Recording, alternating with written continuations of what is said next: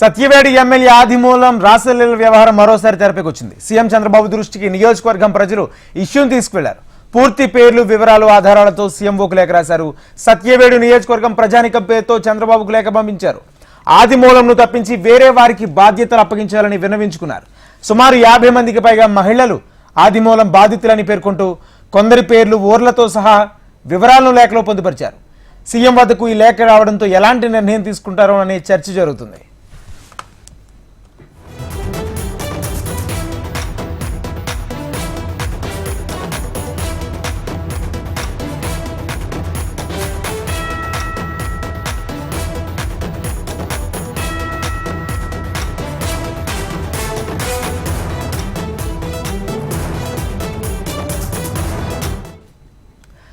Satyavedu MLA ఆదిమూలం రాసలీలల వ్యవహారం మరోసారి తెరపైకి వచ్చింది.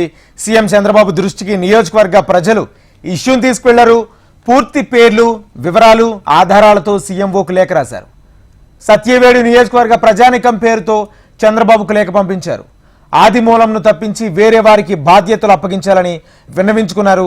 సుమారు 50 మందికి పైగా మహిళలు ఆదిమూలం బాధితులను పేర్కొంటూ కొందరి పేర్లు, ఊర్లతో సహా వివరాలను లేఖలో పొందుపరిచారు. సీఎం వద్దకు లేఖ రావడంతో ఎలాంటి నిర్ణయం తీసుకుంటున్నారో అనే చర్చ జరుగుతుంది. ఇదే అంశానికి సంబంధించి పూర్తి సమాచారం మా ఏపీ కోఆర్డినేటర్ రాజేష్ అందిస్తారు. రాజేష్.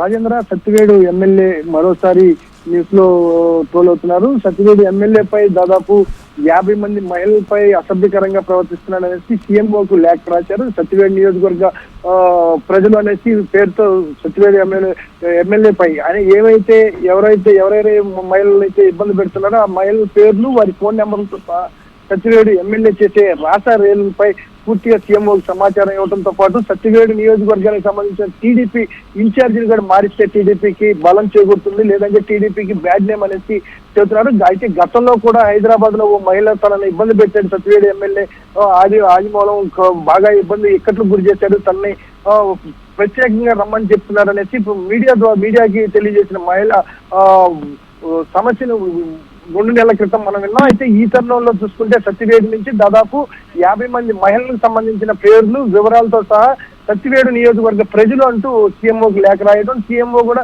ఈ అంశాన్ని సీరియస్ గా పరిగణలో తీసుకుంది. ఈ అంశాన్ని సీరియస్ గా పరిగణలో తీసుకొని ఈ లేఖ సీరియస్ గా నిజంగా అక్కడ ఉన్న పరిస్థితులను బట్టి అనుగుణంగా పరిస్థితులు నిజంగా తెలియజేశారా, లేదంటే ఫేక్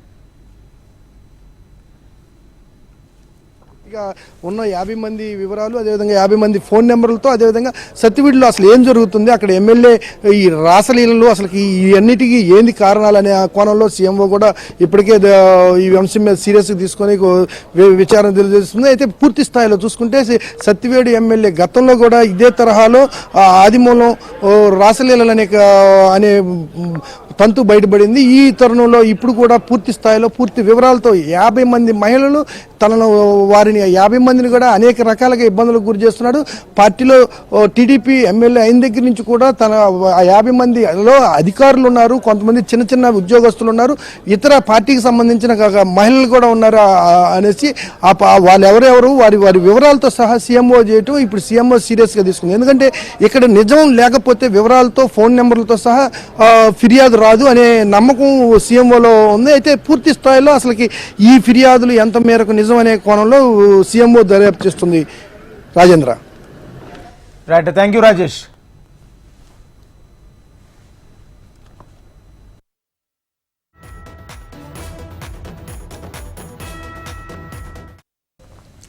సత్యవేడు ఎమ్మెల్యే ఆదిమూలం రాసలీల వ్యవహారం మరోసారి తెరపైకి వచ్చింది. సీఎం చంద్రబాబు దృష్టికి నియోజకవర్గ ప్రజలు ఇష్యూని తీసుకువెళ్లారు. పూర్తి పేర్లు, వివరాలు, ఆధారాలతో సీఎంఓకు లేఖ రాశారు. సత్యవేడు నియోజకవర్గ ప్రజానికం పేరుతో చంద్రబాబుకు లేఖ పంపించారు. ఆదిమూలంను తప్పించి వేరే వారికి బాధ్యతలు అప్పగించాలని విన్నవించుకున్నారు. సుమారు 50 మందికి పైగా మహిళలు ఆదిమూలం బాధితులమంటూ పేర్కొంటూ కొందరి పేర్లు, ఊర్లతో సహా వివరాలను లేఖలో పొందుపరిచారు. సీఎం వద్దకు ఈ లేఖ రావడంతో ఎలాంటి నిర్ణయం తీసుకోనున్నారో అనే చర్చ ప్రస్తుతం జరుగుతోంది.